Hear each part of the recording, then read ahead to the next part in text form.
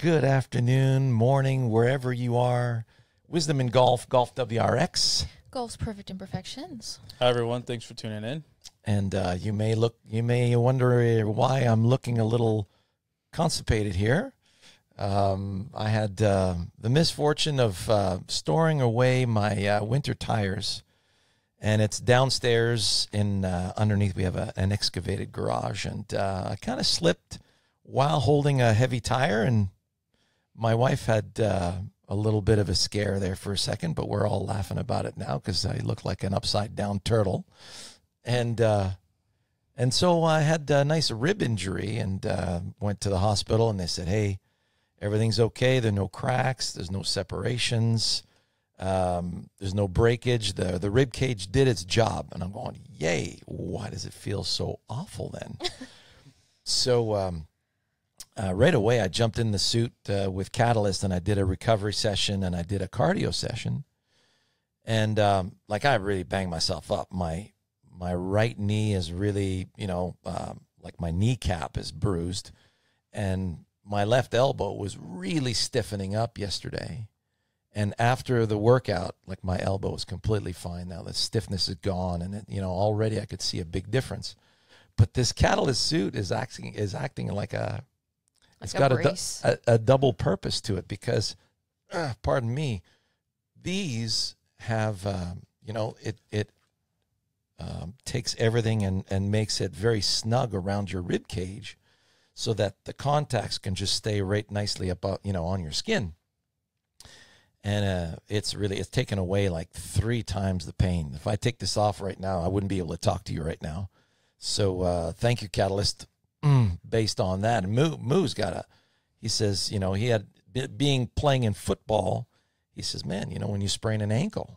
Yeah, when you sprain an ankle, it's kind of the same deal, right? Where you're experiencing like the strength and the stability of the muscle and the joints are kind of compromised with the soreness and swelling that's taking place. So yeah, what the suit's actually doing for you is kind of help you rebalance your rib cage and rebalance your walking gait so that you can do what you want to do day to day. And that made so much sense, because, if I've got weak ligaments and weak muscles in the rib cage, you feel it right away. I mean, everything goes through the core. Right, that's right.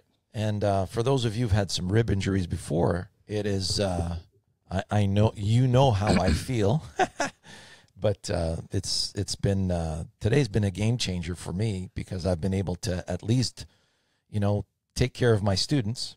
Right. Albeit I'd have a little. So if you hear me flinch a couple of times over the course of this session, you'll know why. He did a number on himself, people. Oh yeah, yeah. We had quite the laughing session yesterday. My wife and I were laughing hysterically.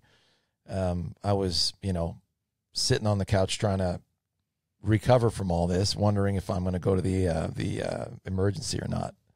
And the commercial comes on TV and it says, how's your day going?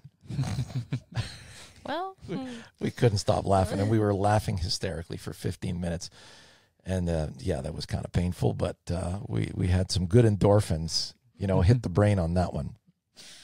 oh man. So, but hey, what about this PGA Championship? Yeah, it was quite the show. Oh my gosh. I mean, I'm looking at I don't think I've ever watched more reruns from a major championship before. And the feel-good story of what Micheal Block is doing. I mean, I definitely live vicariously through him, because that's what I do. I'm a teaching pro, and I'm a lifer. Mm-hmm. And I do take pride in my game, because I like to hit it solid, and I like to hit it far. And you got to hit it far while you're out there. And he looks like a pretty big boy. And he's, he already likes to play some home matches. Mm-hmm. And that's, you think about it, that's what Lee Trevino and Raymond Floyd, there's a name for you. Ray Floyd, before these guys hit the tour, and there wasn't a lot of money on tour back in the day when they first started out on tour. So a lot of the side bets and money matches that they had really helped support them. Mm-hmm. And it was, there's some stories about Lee Trevino playing Ray Floyd a few times, and these guys were in the low 60s just going at each other's throats. And then, you get on tour, it's a cakewalk. Right, because mastered your edge and exactly. playing when it matters. And you get comfortable with that. I mean, Mm-hmm. you ever seen anybody look more comfortable than Micheal Block? No, Right? But yeah, he was. It's like In front of the camera and in front of the patrons. Yeah. Nothing was phasing him. He didn't want to look at, leaderboards and things like that. He says, I'm here to play my game.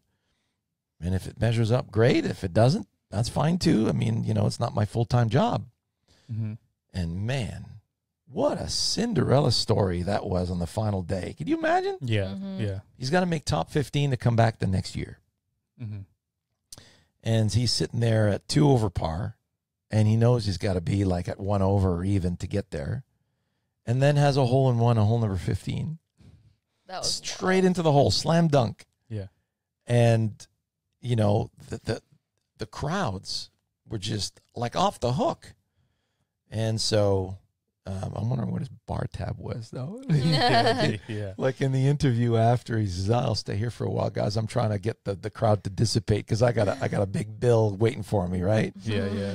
But well, let's put it this way: he's earned quite the check. It was like just a little short of $300,000. Right. Yeah. They were saying in the interview that his check for the tournament equates to 1,902 lessons. And he started getting really emotional because he was like, obviously it wasn't about the money for him, but Right. when you put it in that kind of perspective, it's you know. But it's validating the individual. Hey, I hung with these guys. I beat it. They were listing who he beat and by how many shots. Yeah. And he was like, oh my God, really? Yeah. Really? And you think about that. Well, you beat Rory by 7 and you beat this guy by 10 and you beat DJ by 12 and right? Yeah. I think his price is going to go up with his lessons after that experience. I think so. Yeah. I think so. I think he's going to be in really super demand. Yeah. Just for the stories. I mean, I think people are just going to want to, hey, let me book I'm going to book a 3-hour lesson with you. Just to hang out with Just you. to hang. out. Yeah. Yeah. I don't care what we do. I just want to hang with you. Well, he got a call for a sponsor's exemption too for the Charles Schwab. Wasn't that awesome? Mm-hmm. Did you see when he was receiving the call? Mm-hmm. He It's says, like, you're not "Don't." about to say what I think you're going to say, right? Yeah. Yeah. And he gets, he could really see how emotional that was, right? Because that's a wicked cool invite. I mean, Yeah. You dream about those moments. Yeah. there are a lot of guys that were passed up for that invite, but it's when the sponsor's considering the event, he's considering the TV, he's considering the advertising. Hey, Micheal Block's going to be there. Man, the ticket sales are going to go through the roof. Yeah. Everybody's going to want to be there now. Yeah. I mean, could you imagine? I can't wait to see the galleries that he's going to attract at that event. It's going to be phenomenal. So, hats off. Thank you. Thank you for the thrill. I mean, that was a thrilling watch, big time. And I think he made everyone's day or everyone's week. Yeah. Yeah. I don't think there's anybody over there that didn't appreciate, what he brought to the table for that tournament. Yeah, it was really cool. So, and his swing looks pretty good. He's got a nice, he's got a good rhythm. He's got a nice slinging action. I'm sure he's not the longest guy out there, but he's long enough. Yeah. And like he said, he says, those greens were perfect. He's put me on those greens. I know I'm going to make a lot of putts. So he made a lot of putts for par, and he got a lot of up and downs. I mean, he shot 3 rounds in a row at even par and 1 over for the last round. It's really good. Come on. That's really good. For that golf course and the way it was that's playing, that's wow. Yeah. To me, that's like anybody else winning a major, right? True. Holding it together. Yeah. And just like, and by the way, if you're looking to improve on your scores, you do exactly what Micheal does. You count them up when it's over. Don't look at any scoreboards. Listen, I don't know. I don't care where I'm at. I have this next shot to hit. And what do I need to do to hit this next shot? I need to put it there. And so, it creates that plan of attack and executes, and wow. Right? Because like you said, he says, I can't go left and I can't go right on that par 3. Either side is terrible. So I have to go for it. You got to love that, right? Yeah. So you got to, pardon the expression, you got man up and hit the shot. Yeah, he was not Yeah. defensive at all. No. And then he went for it, knocked it straight in the hole. And like Rory said, he says, I had trouble with that hole all week. Yeah. Right? And here he comes, gets up on the tee and just dunks it straight into the hole. It's like, come on. Wild. Yeah. Right? Yeah, you got to. He didn't Tip your even hat to that. realize at first that it was a hole in one. Right. He just thought he had stuck it close because the crowds had been I know. so great all weekend. Yeah. He was just like, oh, I must have stuck it close. And then Rory's like, no, it's in the hole. Yeah, exactly. Rory McIlroy's hugging me for a golf shot? Yeah. Yeah, no. Right. It's this very special golf shot. It's like Yeah. hole in one at the PGA Championship coming down the stretch for you to, make top 15 so you can come back next year. Yeah. And then win a sponsor's invite for the following event. I bet you he's going to get a bunch more sponsor invites. Yeah. Mhm. And because of that, he's going to start getting some sponsors. Oh, yeah. Right? TaylorMade's going to throw some money his way. Mm-hmm. Oh, man, he deserves everything he gets. Yeah. Mm-hmm. You know? It's like, right, people? So get your pocketbooks out. Take care of Mike. It's a worthwhile investment because it's such a feel good story. So anybody associating themselves with that story is gonna do very well. For sure. Yeah. Yeah. Yeah. Very cool, huh? Yeah. So as far as any surprises on your end, as far as who struggled and who didn't? Yeah, there's a few of them that I was surprised. Like Justin Thomas struggled quite a bit. Some of the top guys were struggling quite a bit, but that course was playing really, really tough. Yeah. I was looking at the course. I'm like you're going to struggle no matter who, but it's just like who's willing to just grind it out and brush it off. And all right, I'm just going to take care of business and do what I got to do. Exactly. Yeah. Exactly. It was there was one hole in particular that took care of two individuals, right? You look at Victor Hovland Yeah. and Corey Connors. Yeah. Which hole was this? And they both bladed the ball from that fairway bunker into the lip of the bunker. And the ball embeds in the lip of that bunker. So then, it's not a penalty because it's embedded, so they can take a drop, but the drop is so awkward, it's in that thick stuff. Mm-hmm. And I guess, TV just doesn't do justice to the level of difficulty that some of these shots are, some of the shots that the players are presented with. Mm-hmm. So, yeah, the ball was below their feet, but I also bet that it was slightly downhill as well. Oof. So, I mean, you got two really wickedly good ball strikers there that struggled with that shot. Mm-hmm. And, they're both going for the green in two. And, like, Hovland had a 9-iron in his hands, and he sculled it straight into the lip. Mm-hmm. And they both double bogeyed the hole. So, on a golf course like that, where birdies are very hard to come by, it's hard to make that up. Yeah, with the weather, too, the rain definitely made it even harder of a course to play. Yeah, it was wet out there. Well, it's easier to hold the fairways. Fair, yeah. However, you don't get any rollout, No. right? Yeah, it's just like some par fours that were like 500 yards. It's like, good luck. Oh, Yeah. Yeah. wicked long. You couldn't even see the ball in the rough. No. Like, I've chance. I've never Yeah. seen that before for a golf course to do that. I remember Shoal Creek. There was a PGA championship in Shoal Creek, Alabama at the time. And typically, the PGA championship is not like the U.S. Open. You typically set it up as difficult as the U.S. Open. Mm-hmm. But this one was the same way. I mean, the ball would just disappear Mm-hmm. when it hit the rough. Yeah. And it's just the difference between, driver and gap wedge into the green versus driver and can't get to the green.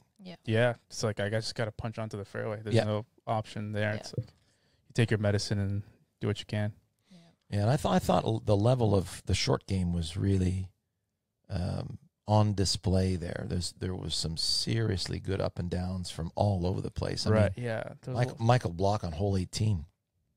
Jesus, he had a driver slightly in the rough on the right, and he took a fairway wood out just to get it close to the green Mm-hmm. to squirt it out of the rough. He had a half decent lie, and the ball goes well left, into the crowd, and then he, hacked it out of there onto the green to 11 feet or something like that, and made the putt Yeah. Yeah.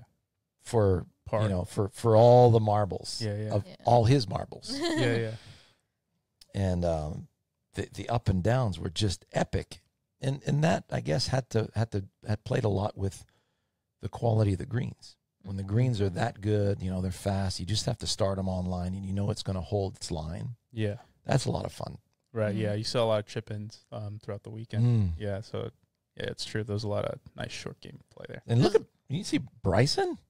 What were we going to say, Seth? Well, there's like a lot of good short game, but then there was a lot of like little duffs. Yeah.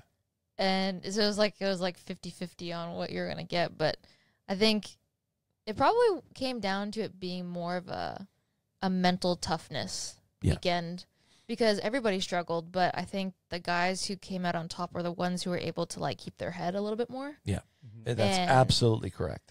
Because, I mean, you're going to get thrown all those curveballs, and, I mean, it's going to be the same at the end of the day for everybody, but I guess it all boils down to who's just able to keep it together up. Yeah, because I saw a lot of pros cussing a lot on the tee boxes. I didn't get a chance to see the first couple of rounds. I heard John Rahm was really heated up about a couple of situations. Yeah, him and I think that's where he probably lost his cool. Yeah. Right?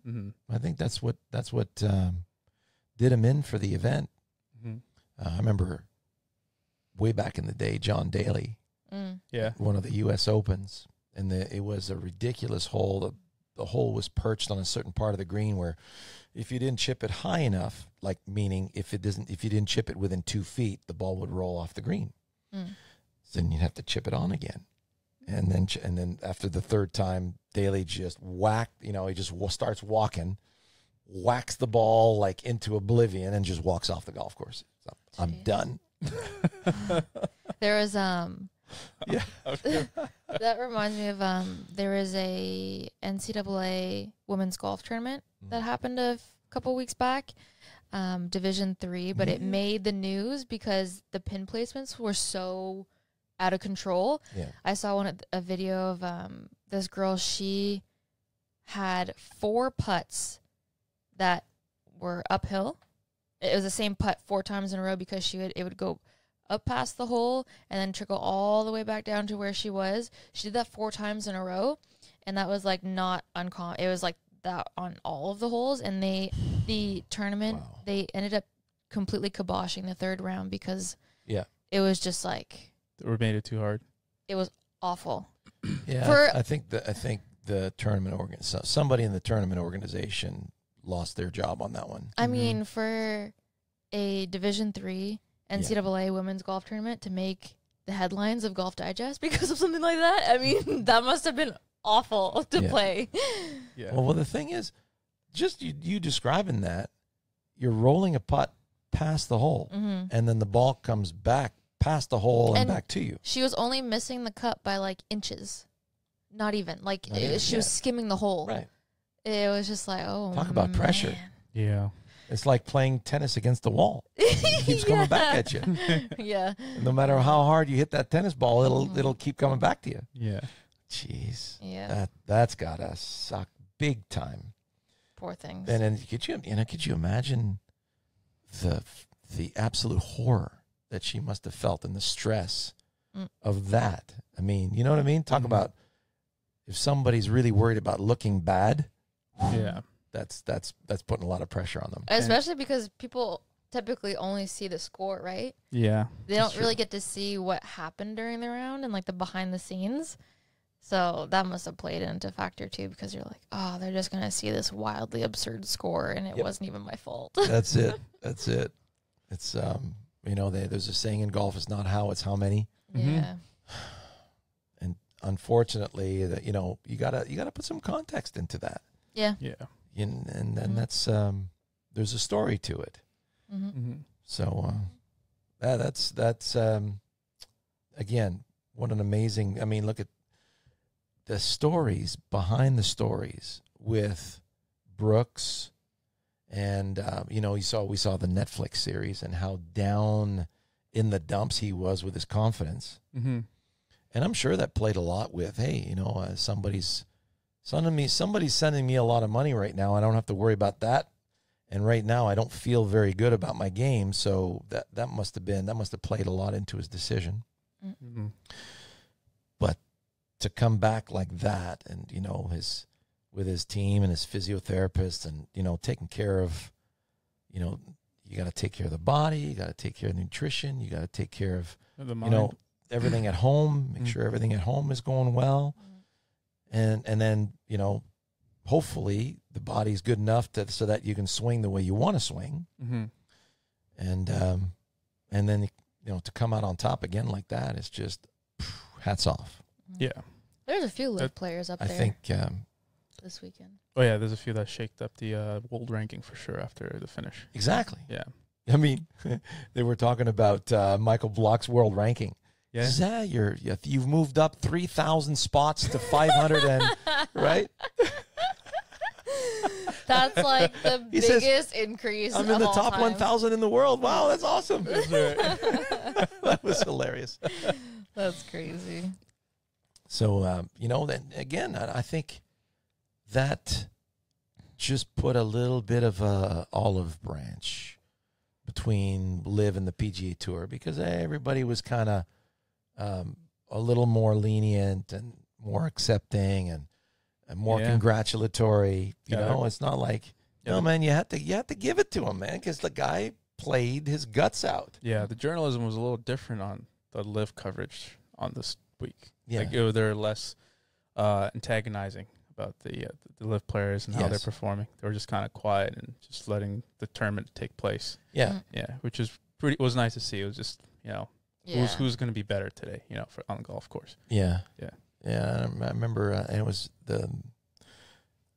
Nita was really, we were noticing while I was, in between lessons, and the TV was on, and she says, "Look at all these photo shoots or opportunities, photo ops that he's got." So I said, "Yeah, he's got all the staff from the golf course staff, and then the volunteers, and then the PGA of America, the USGA, all of his close friends, blah, blah, blah, right?" So, like, it was nonstop for an hour, and everything was so organized. It was like really, that was a better photo shoot than any wedding I've ever been to. Yeah, the logistics are probably very rigid. Yeah, it's very regimented. Yeah. And at one point, at the beginning, you could see Seth Waugh, and he was pretty critical of LIV.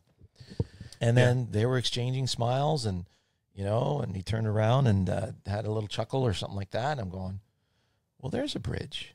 Yeah. Right? I thought that was, I go, oh, Seth Waugh right beside Brooks Koepka. Ooh, I wonder what's going to happen there, right? Because you're thinking, ooh, it's like the way they've been talking has been nothing short of abrasive. Yeah. But it was very cordial, very polite. Very golf-like. Yeah, I think they recognized the antagonizing was kind of making the environment toxic for golf. It wasn't really. The narrative was getting so old. Yeah, it was getting old, but also just not productive anymore. It's like it's not really bringing good feelings to the whole game of golf. Yeah. I mean, LIV is here to they're here. They're not going anywhere, and you got to accept it. I mean, it's just another golf tour. It's just another tour. Yeah. And like it gives more people opportunity to play professional golf, make a living, do what they love. It's just like, okay, can we let's just put it all to bed. I mean, if you don't have the same opinions, that's fine, but you can still be cordial with each other. Yeah, I mean, and in the background, if you look at the business world, there are a lot of business dealings every day with all kinds of countries that, and they're trying to make a difference. Yeah. And I think extending a little bit more of a lenient hand and hey, congratulations, that's good, and it's always nice to have good feelings, and that tends to breed more good feelings and more goodwill on both sides. And I hope that continues.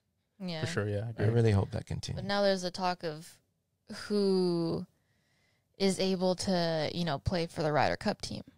Right. And the talk about, okay, well, are LIV golf players, going to be accepted into that? And, I mean, at the end of the day, it's like, okay, who are the best players in the world? Yeah. It doesn't matter which tour they're from. Yeah. I mean, and if you want to win, you know what I mean? And, nothing, nobody, bleeds more red, white, and blue than Brooks Koepka. I mean, as a Patriot, And you definitely want him in your corner if he's playing well. Oh my gosh! I mean, not having him on the team would definitely be a mistake. Yeah, yeah, that would be a mistake. If that's what you want, man, you want to bring home the cup. Yeah, you need your boys. Yeah, you need to get the team together, and you need to have a positive vibe going through there, right? It's like, let bygones be bygones. Well, at the end of at the end of the day, all of those guys are competitors at their core, right? Like, they want to win, and if winning within a team is what they need to do to win, then they're going to do it. Yep. I feel like they're all mature enough to put the issues aside for a tournament and just, like, come together. And you know, you look at what just happened this week when it comes to that. Could you imagine how much of a bridge the Ryder Cup would be? To bring everybody together? Yeah. That would be something else. Yeah. I think that would bring everybody to the table and say, okay, how can we make this a win-win for all of us now? And then work around that. And I'm sure both sides would be just ready to rock. Yeah. Right? Yeah. Yeah, for sure. That'd be a really cool thing. It's like, why not? You know? Yes. So on other performances, we have one of our students from California who just successfully defended her club championship. Yeah, and she's looking to up her game so she can start competing on a more interstate, and then hopefully more on an international, or I'm sure international would be somewhere she would be going. Yeah, she's very competitive. No kidding. So both Moo and I have the pleasure of coaching her, and she's like the Energizer Bunny. Mm-hmm. You know, yeah. It's like when I was there between the week of Mexico, and I spent a week with her, and they have their own facility. They have their own hitting area, and so we would do the mornings in their training area. Yeah. And they got a GC Hawk, and, you know, they're really well equipped. And then we'd have a little bit of lunch and then go out to the golf course afterwards. We played Pelican Hill, and that's a really sweet, fun golf course to play. Mm-hmm. And, you know, I go, hey, you know, I think after 3 days you'd want a day off.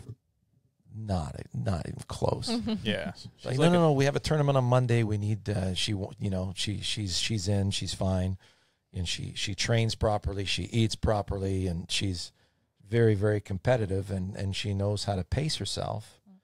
And man, what a pleasure it is to coach her. And you're seeing it firsthand now as well, right? Yeah, it's awesome. You know, like because I'm putting her through the speed session just to kind of help her build her club at speed and get more distance out of her anatomy. And Sean kind of plays the base in her technique, and it looks pretty refined. And now we're just bringing more of the athlete out of her, and she's starting to build on the right focus. Like we've added 10 more yards in her carry with the 7-iron, just the 7-iron, because right now that's what we're focusing on. Nice. Yeah. In the last 2 weeks only. So like she's obviously dedicated, like you said, she puts in the reps, and she, you know, takes herself seriously in the way she coordinates. So this is going to be a very smooth process in terms of building her in the right direction. And I appreciate the help, Moo, because, you know, and you could see the specialties on the tour. You look, Brooks has got a swing coach. He's got a short game coach. True, Pete Cowan. Yeah. And so he's got an extensive team out there. Mm-hmm. And that's what it's become now, right? Because you have the money to support all that, right, and to bring out the best in yourself. And I find that me laying down the groundwork and getting all those building blocks set up, and then you come in, it's like, oh yeah, here we go, right? Yeah. And you've got such a successful, I mean, you've brought the two of you up beyond my expectations. Right. And you know, I've got some pretty, you know, optimistic expectations in general, and you exceeded those. So that, man, hats off to the both of you for your continued work. And that's why I feel supremely confident now that anybody that comes to, you know, if you go to wisdomandgolfpremium.com and you take a look at the programs that we have, you get an Eagle Plus with me, and then you go to Moo's, you know, Wisdom and Movement, and you have a speed training, and he spends like double the time with you. Right? You get the full hour. Doing at least an hour. Yeah, I get the full hour just so that everyone can get the everything they need to be addressed. The full benefit. And it's also, speed sessions are almost a workout too, right? Yes. Like you're using the whole body to exercise. It also utilize the technique to its fullest. That's right. Yeah. So I'm surveying things that may get out of whack. Right. Yeah. And I keep that lined up. Mm-hmm. And then you put the nitrous oxide in there and put it into turbo and move forward from that. Yeah. And I just love that teamwork that we have. Yep. I'm really I'm stoked, man. I'm really enjoying it. Yeah, so me too. Thank you, Moo. No problem, Sean. Appreciate it. Thanks for bringing, you know, running with the ball that I gave you, and it's like I think we have a nice long future together. Yeah, agreed. Yeah. And, you know, Savvy can hang with it. So looking forward to seeing, because, you know, those 20 yards that we're building for her is something that she needs to compete with, because, you know, the women, there's some women out there. I mean, and the courses get longer the further out you go. For sure. And I think that those extra yards are going to come in extremely handy, because you put that in the hands of a competitor. Yeah. And so, and you know, I was able to work with another player on the male side very recently, and you know, I can't tell you yet because it's a little bit on the private side, but the level of talent I was able to just work with, and the immediate results that it brought, really, like I was teary-eyed at the end of the week. Yeah, I bet. Because of, you know, the possibilities. The opportunity. And the opportunity. And so, you know, that's a stay tuned. You definitely don't want to miss any future episodes, I can tell you that. Mm-hmm.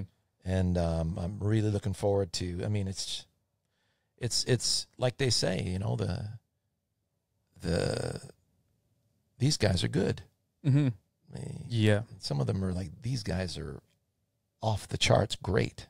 Mm-hmm. Like the level of precision and ability to implement, and it's just like, yeah, my brain can take that and I can compete with that and I can implement that. And it was like instant implementation on the golf course. Yeah. Then the next level is, so you range, then golf course, check, and then let's see how that performs. Yeah, I think you got an experience of what a top athlete's like. Yeah. And when it comes to being ready, you know. Yeah, exactly. Yeah, it's like that in any profession, I imagine, right? It's like you can take in new information and apply it immediately without, you know, going through the trials and errors. Exactly. And then you come back and you go, hey, listen, you know, I don't know what the hell's wrong with you. I mean, this is working like brilliantly with this person, so come on, pick up your socks. Let's go. This is just kidding. But knowing that that's the way to go, there's no doubt that's how the machine works, that's how the brain works, and all you got to do is stay that way and then let it evolve. Give it some breathing room, right? Give your horse the reins a little bit, you know, and let it go. Mm-hmm. And then let's see where that leads. Yeah. You know? And it's like the anticipation in this game is so much fun. It's like you just hit this beautiful shot and it's, you know, yeah, that's the feel I was looking for. And then you look up and you see the ball in the air pretty much on the line that you wanted to. And you go, okay, come on, wind, do your thing. This, you know, and then the wind starts to take it. And then you get that, you're just licking your chops in anticipation of how good it's going to be. Yeah. Like that hole-in-one that Micheal Block did on number 15. It's like, yep, that's the line I wanted to. Okay, that's pretty good. I guess people appreciated the shot. Yeah, no crap. It's in the hole. Yeah, it turned out better than you thought it would. Yeah. So, and that's with short game. It's with putting. It's with, you know, your driver, your irons. It's the coolest game on the planet, bar none. So what else is going on, you guys? We're gonna head out and do a little practice session. Yeah? Yeah, just work on short game for a bit. It's a little chilly out there, so I don't know how long I'm gonna last, but Yeah. Tell me about it. I mean, it's beautiful outside. The sun is shining, blue skies, but it is only like 10 degrees Celsius. Well, we had some nice days in the 80s, and then, Yeah. right? That's I guess that's what happens when you get a little bit of something from the Hudson Bay, you know, in the Arctic, and it just like blows its way down. blows its way down. Yeah, Yeah. here. Just Enjoy the air conditioning. Turn it down, please. Please no. Yeah. So, and then you guys are heading out, not next week, the week after? Yeah, that's right. So Right. we're headed to Denver, Colorado. So we'll be practicing a little bit later this week, you know, just to get the mind right. Also, just kind of adjust to the conditions that are going to be there. Playing around with the GC quad to dial up the reality of a higher altitude. Yeah. And let's see what can happen and have fun. And then also play with your trajectories to see which one's going to stay in the air longer. That's right. Yeah. Yeah. Probably won't need a low lofted head at all. Probably No. max 7-degree head will just do just fine, which is actually perfect for our situation. With the And your club heads. head's still going strong, isn't it? Yeah, it's holding up. It's really robust. I'm very impressed with the. Like it must be what 1,200 hits by now. Yeah, just about. Yeah. It's up there, and the ball speeds are up there too. So it's holding up with the ball speeds as well as the. So it's I'd say by now it's seasoned, and it's seasoned to say the least. Yeah, and it's like a fine wine. Yeah. Yeah. So it's holding up very well to the sessions, and I can't wait to use it in competition.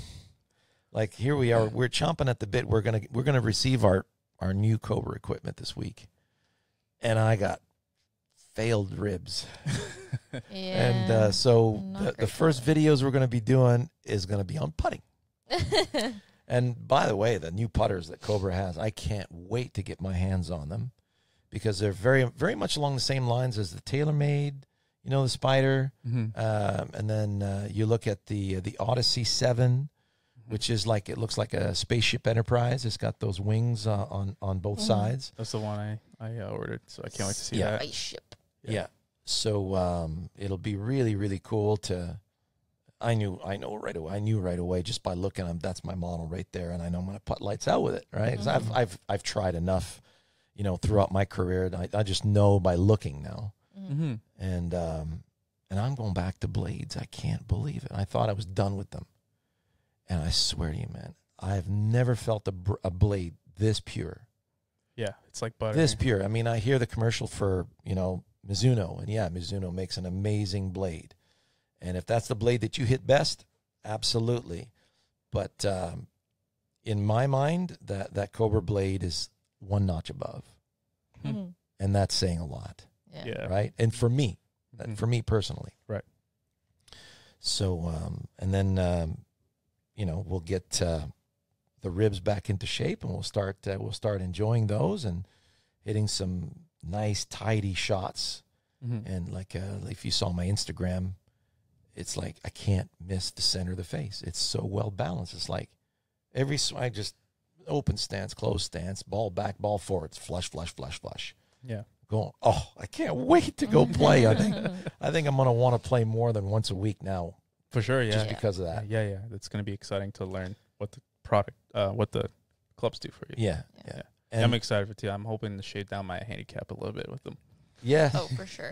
Absolutely. And they're, you know, you guys are getting the forged as well. I mean, the whole King series is forged. The tour, the King Tour. The King Tour, yeah. Yeah. I was very impressed with that. Like butter. Yeah. It did feel like that. Yeah. And that's what even Mike was saying. Majority of his team and the employees at Cobra have gone with the King Tours.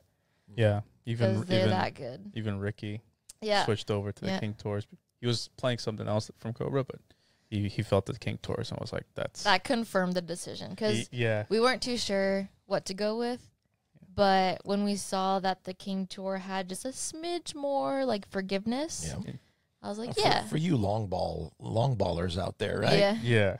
Yeah. Just a little bit. Yeah. Absolutely. Why not, right? I mean, like, And workability is pretty good with that club. And you look at a lot of the tour players out there. I mean, you know, paying those the I-230s. Yeah. That's cavity back.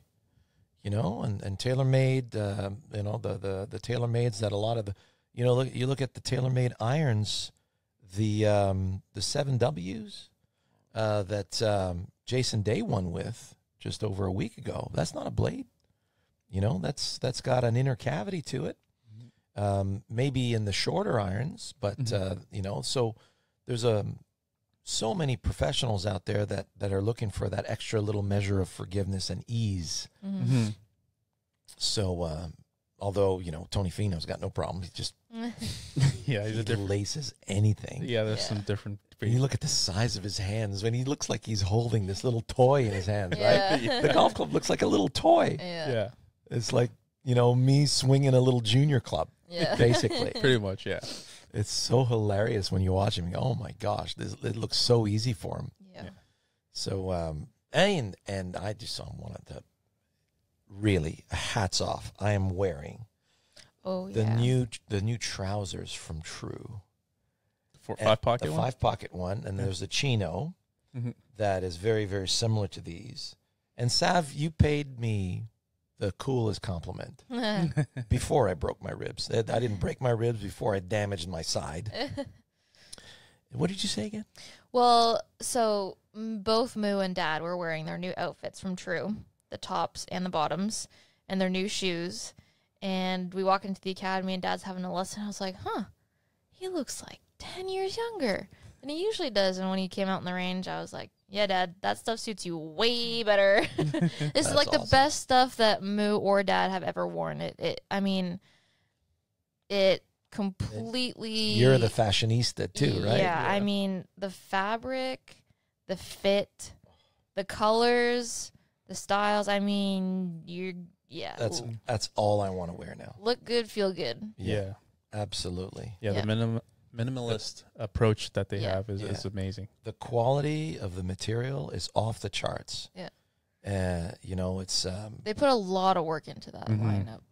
Exactly. Like, they worked years to come out with that stuff. Yes. And for good reason. Yeah, they're going to take over unreal. They're going to take over my closet pretty fast. 100%. Yeah.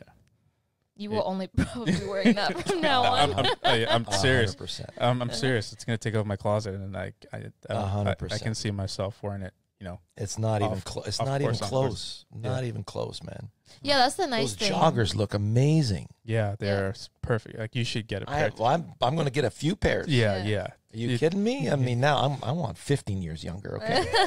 Well, 10. I did say 10 to 15. 10 to 15. Okay, I want a minimum 15. But it's nice. Like, their clothing is super appropriate for on and off the course. And I mean, you wear it outside the course, and you're like, oh, that's some nice clothing. Yeah. And, like, wouldn't really necessarily tie it to golf specific. No. And then you wear it on the golf course, and you're like, dang, that's some nice golf clothes. Yeah. You know what I mean? Yeah, and it's got this special cell phone pocket down the right side. Yeah. You know, so it's part of the top right pocket. Genius. Absolute genius. So it's like you just slip it down there. It's got a little zipper on it in case, right? Yeah. And you just slip in and out. Very easy to, you know, especially the smaller phones. But even the My Pro goes down there, no problem. The Pro 14 Pro, iPhone 14 Pro Max. Pro Max, yeah. The Pro Max actually fits in that pocket with the OtterBox case on it. Yes, with the OtterBox case on it. That's really good. Yeah. This whole thing, I won't reach down. It's going to hurt. And you do have a discount code for people. We do. Sure. Absolutely. Yeah. I mean, you know, one of the things that you'll realize is when you go to our page on our website, wisdomandgolf.com, on our Pro Shop page, this stuff we've been dealing with for like, some of it's over a decade. It's like when you have a really good something that's going to help your game or help you enjoy the game more, it just stays. And if it's no good, it's off the page. Yeah. So, you know, just go to wisdomandgolf.com, go to that store page. I mean, we have a nice square there for do we have it? Is the link updated on there? It's in our, if you look at the description, if you go to the most recent video on YouTube and look in the description, you'll see it. Yeah. Yeah, that's right. So, get a little something from us on our behalf, and, get in there fast, because this thing is going to get sold out so fast. Oh, yeah. Yeah. And leave some for us too, right? 'Cause Yeah. we got some more to order. Yeah. So with that, we hope you have an amazing week and a weekend, and more Micheal Block watching next weekend. Mm-hmm. Yeah. And we'll see you next time. All the best. All the best. Take care.